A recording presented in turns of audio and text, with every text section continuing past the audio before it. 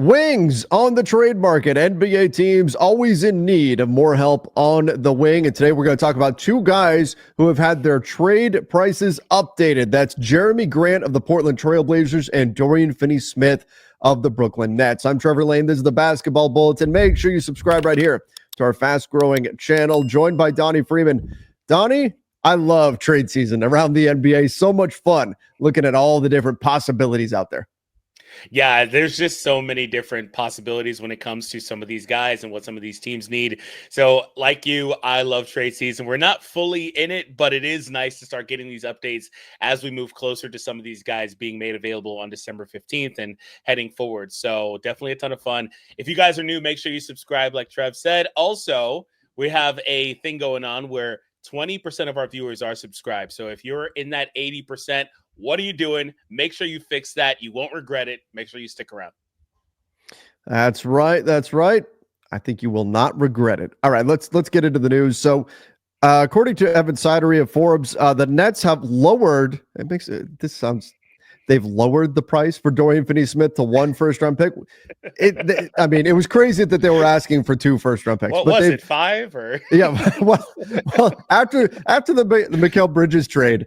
They went, oh, we can get a bunch of first-round picks for a week. No, I think that's going to be the outlier. But Dorian Finney-Smith, one first-round pick in exploratory trade talks. Finney-Smith is essentially on an expiring contract. Not really. Holding a $15.4 million player option. So I would disagree that he's an expiring contract. Now, maybe I'm wrong here. Maybe Evan here has some insight into what Dorian Finney-Smith plans to do with his player option here. But my guess would be that Dorian Finney-Smith picks up that option, $15.4 million. I don't know if he gets that out on the open market this summer, or if there's even teams with cap space that would have interest there. So if I'm an opposing team and I'm trading for Dorian Finney-Smith, I'm approaching this as though it's a 2-year contract. There's always the chance that he opts out and then you have to pay him on a new deal to keep him. And so that maybe that's a risk factor there you have to consider. But I'd say he's more likely to pick that up than not. But Donnie, what do you think? One first-round pick plus, depending on the team, whatever matching salaries you need to put in order to get Dorian Finney-Smith. Do you like that price? And should that be a workable one as we march towards the February trade deadline?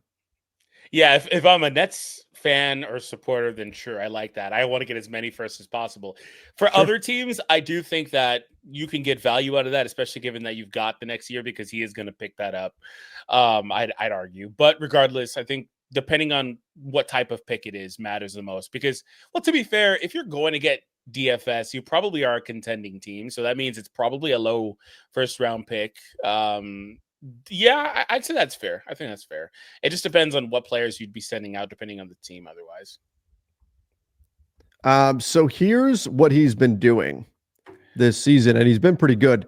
11 points per game, 4 boards, but shooting 42% from three. Career 36% three-point shooter, which is not bad, but career high. Yeah, so you probably would be expecting some type of regression coming in from his three-point shooting. 47% from the field. But again, the scoring isn't a huge part of the package here. He's been single-digit scoring for a few years as well.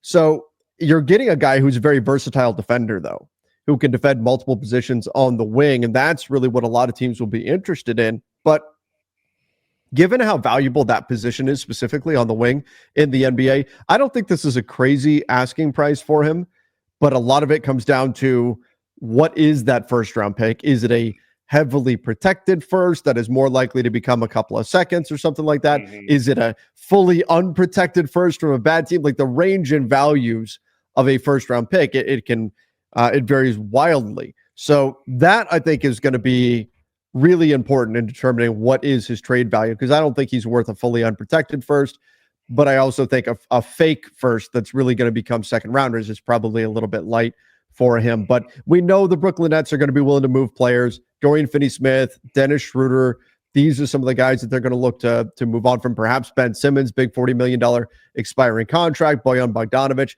These are all guys that I think should be moved by the trade deadline. Maybe not Simmons, but the other veterans I think should be on the way out. And I do think, Donnie, that Dorian Finney-Smith is going to have a pretty decent market because he's the exact type of player that so many contending teams need. Yeah. And so that's why I also like, yeah, the fake first thing is cool. I wouldn't personally mind it all too much if it wasn't, because if a contending team is going for him, it's going to be in the 20s, depending on the team. So yeah, he's going to fit perfectly. So I can see why they would try to get him. Salary's not going to be something that's really going to hamper you all too much. Even if he does pick up that option, you could work around it if you need to. And I think that he's the type of guy, like you said, versatile defender. You're going to expect some regression with the shooting, career high. The only thing is that he did have a couple of seasons where he was around 35% on 5 threes. So that's kind of maybe where he winds up shooting this season, despite having a couple of bad shooting seasons in Brooklyn. But yeah, I do think he could be a nice player you could plug in on basically any team that has aspirations this year and get value out of him, at least for the next couple of years here as he gets a little bit older. All right, let's jump over to Jerami Grant. Well, really quickly, his teammate Cam Johnson, I already did a video breaking this down, but they're looking for multiple first-round picks for Cam Johnson. The Brooklyn Nets say, give us all your firsts. We want them all as we build the next iteration of our team here. But Jerami Grant, viewed as one of the top wings who could become available on the trade market. The Blazers are holding a high asking price, including at least 2 first-round picks, 4 years remaining on his contract. Donnie, ooh, if this is where and again, prices are high right now, they come down later on in the year. If the Blazers stick at this asking price, I would be shocked if Jerami Grant gets traded. To me, this is bonkers, asking for 2 first-round picks for Jerami Grant on the contract that he's on. This has got to be some Lakers. If you're listening, just give us your 2 firsts and let's get this done. That's got to be what because I mean, that sounds crazy because there's not a team in the league that's given them 2 first-round picks for Jerami Grant. I don't care what he's doing. There's not a team in the league that is giving it up because that is an ascending contract for a few years. That's one of the worst contracts in the league. Like it probably is, like in terms of like what you would be expecting for him. I would say that it's not as bad as like Levine, where I think you get a sure, that's a little bit younger, you get production, but he's also making $10 million more and got paid in that period before the CBA went crazy. So that's going to really hamper you. This will hamper you too, making about 19% of the cap, it looks like, in 2027, 28, and that player option he's going to pick up. But yeah, I can't see anybody biting on that. He's an interesting player. Okay, scorer, creator, not a good rebounder. You have questions about the defense if he can get back to what he was back at his Nuggets days. I can't really see this happening. If they want 2 firsts, I don't think it'll ever happen. He'll be there for the duration of this contract. The problem, and I don't think he's probably not as bad of a contract as he initially appeared to be. It's still not a good contract. Yeah. But the problem is that Portland, from everything that we've heard, Portland has been trying to tell everybody, "Oh no, we love his contract. He's not a bad contract." And everybody's like, "Uh-huh, get real." No, like what?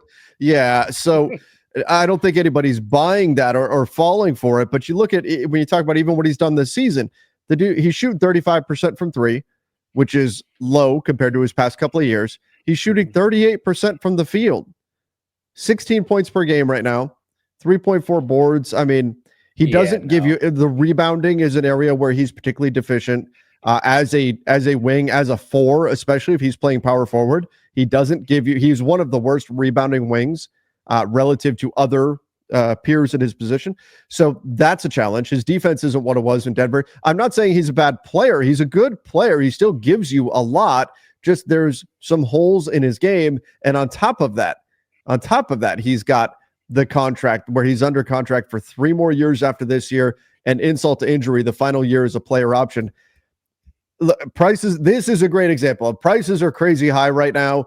This is why deals don't get done, right? I mean, teams are asking, if you're asking for multiple first, like I'm sure there are teams out there that if Portland called about Jerami Grant, the other team would say, well, what are you giving me to take him? Right. Not I'm going to give you a couple of firsts to get him. It's crazy. Yeah, he's got 3 years and $100 million left on this deal. Like, I don't, with that production, and that's after this year. I don't know a team in the league that says, yeah, sure. Even if you're trying to trade for him for the production he's giving you right now, which I mean is not worth $30 million. We just looked at it, especially on a team that could use more production out of him if they had actual goals, but they don't. So regardless, yeah, I think there's a lot of question marks. You're hoping for a lot of things. How does he look, as a second or third option, probably a third or fourth option on a really good team? Mm-hmm. Is the defense still there? Like, there's too many questions to say we're going to give up.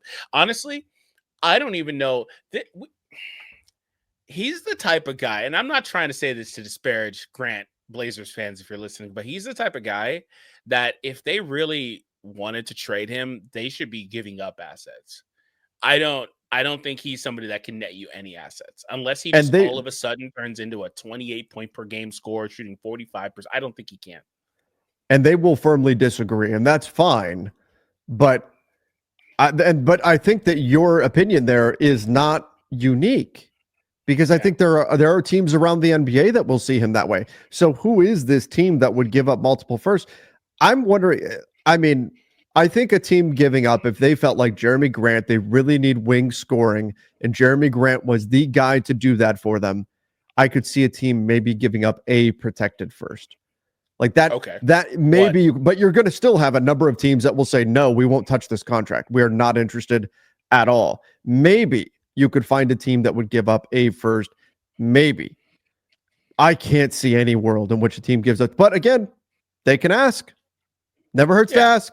They can ask right now and lower their price come February 6th. They could maybe lower their price that week and see if they can get interest there.